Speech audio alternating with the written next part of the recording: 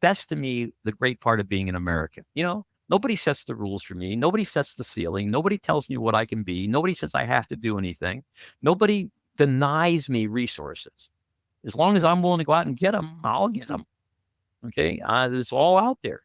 I just have to be communicative in the way in which I ask people to lend me their resources or bring resources to me. And I do that by creating a value proposition for them that is so powerful they cannot say no. Okay. The idea is you have to give people a value proposition. Again, Arthur, I'm going to go back to some of the things that we work with. Okay. And witness this with me. You've done this with me. So I know that you can confirm what I'm saying. We have Right. people where they have a business. We need something that they do. So instead of paying them money, we find out what they need and I give them a way to solve the need. Okay. And by giving them a way to solve the need, they give me what I need from them from that business. I'm thinking of, you probably know a half a dozen people that we did something like that with. I didn't pay them That's money, but right. they gave us resources to go get other things done with. But I gave them a value that because of the value I gave to them, they were willing to give that value to us. So That's part right. of being an entrepreneur is understanding what resources you have, what benefits you can be to other people, and then how to leverage those resources into getting from them what you need from them. Life is a grand barter. Okay. It's a grand barter. What have you got in exchange for what do you need? Okay. And the key is trying to understand what it is that other people need and how can you, with your resources, supply that to them. Because if you can, you don't need money. Okay. You're going to get everything you need without the dollars because they're getting from you what they need. And the ability to do that is cultivated. I wasn't born with it. I developed it over time. Started to realize, well, look, I know certain things. We live in an information age. Information has value. If I can give somebody information that they can turn into money and they want that information to turn it into money, then I can barter that for something they have that I need. You see, Mhm. it's a different way of thinking. I don't need money to have what I want. I need to have an ability to exchange something I have for something somebody else wants. Okay. And it doesn't Wow. matter physical That's thing right. or a That, mental. that's the energy. Yeah. Wow. Right. Okay. Absolutely. That's the energy. Yeah. You're really, Um, lifting the skirt up and, for lack of better words, and just reveal the reality of now, it. Yeah. now, Gordon, we that's I mean, you've been dropping so much jewels tonight, and I'm very juiced, and I know the audience is juiced up. You dropping a lot of phenomenal underground knowledge that they might not be familiar with, or they are familiar with it, but you put it so much in a way where it's adaptable and it's doable if they just implement this phenomenal knowledge that you're dropping on us on the show tonight. Now, I have questions where people want to know if I own a lot of apartment deals, and let's just say their acquisitions is valued at 500 million or 600 million, and You, they you, want you, to take their, you talk about the average guy on the street here now, right? and they, and going, they so anxious where they're like, look, my anchor properties, which is my apartment deals, is valued at 400, 500, 600 million. And I want to take my real estate company public. What advice can you give them where they may be stuck or they could be afraid or they might not even have nobody to really educate them on their real estate portfolio that's valued at 400, 500, 600 million, but they want to take that real estate company public? What advice could you give them where they can actually take the necessary action steps to take their real estate company public? All right. First of all, the information I'm going to give you will be of no value to 99% of the people listening because they don't have $400 million of real estate. But the thinking process will be. The thinking process will be because learning how to think is the most important thing in life. If you know how to think and how to create value in your mind, nothing will stop you. But let's take your example. Most people who have real estate and who have taken their real estate companies public just do exactly that. They got real estate, they take it public, it produces a certain amount of income, and it has a certain value. And they've picked up pennies and they've left an incredible number of dollars on the table when they did that. And yet that's the common wisdom, right? The first thing you have to understand is what puts value in a public company. In a public company, value is not created by its assets. Value is created by its earnings. So it's earnings per share that translates into value in a public company.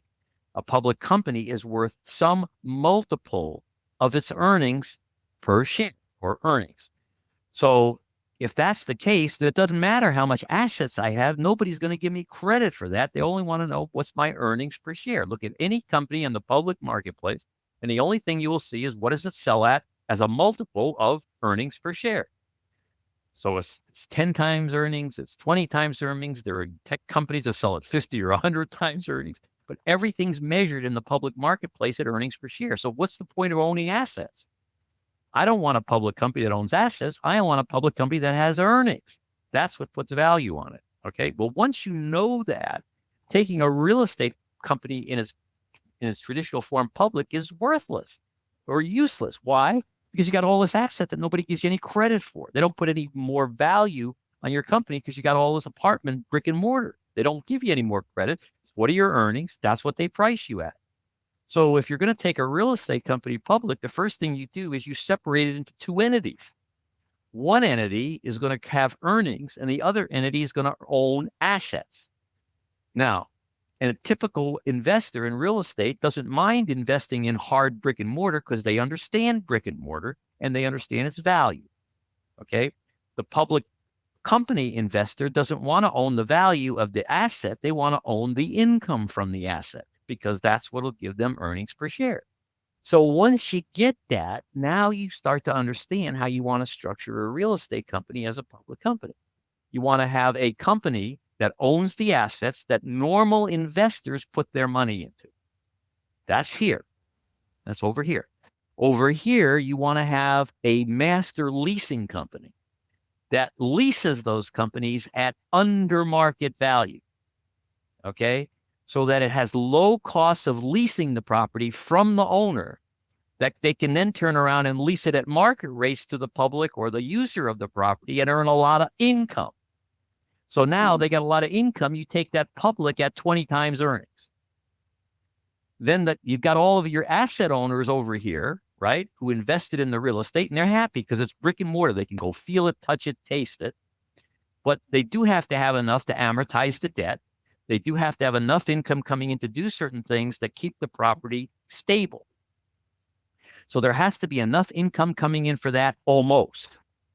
Well, you're saying, if there isn't enough income coming in from this, because we kept the income over here, so it would be worth 20 times that income in earning, in its value, then we give the people who have this ownership in the real estate some stock in our company, which we can easily give them because we're leveraging that profit huge 20 times. We give them some stock in the company that they now have as an offset to the fact that they're not bringing in as much income as they want. So they own the asset. They've got stock in our company, which is another asset that they own. And we get the leverage of the income over here in the public company at 20 times earnings. Like, wow.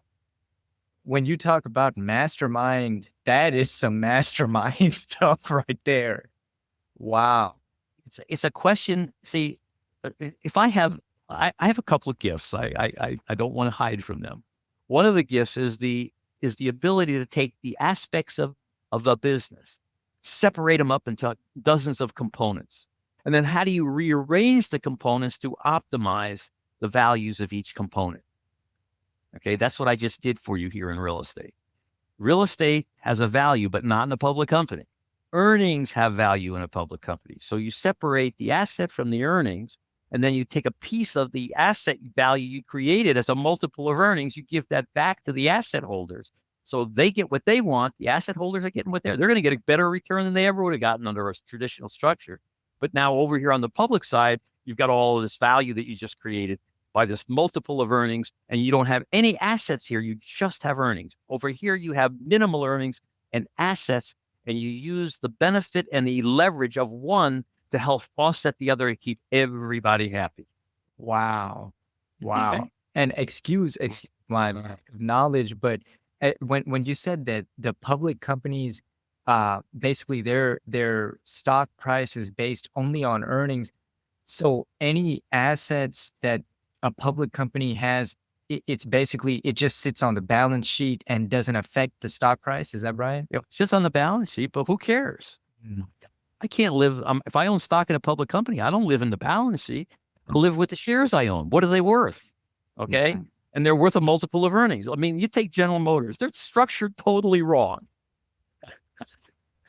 Okay. Why are they structured totally wrong? Because they own all this plants and machinery and equipment and all that stuff that they get no credit for and stuff in the public marketplace. The public marketplace cares about one thing, earnings per share. So they own all that stuff. Why? Put it in another company, sell it off, create cash from it.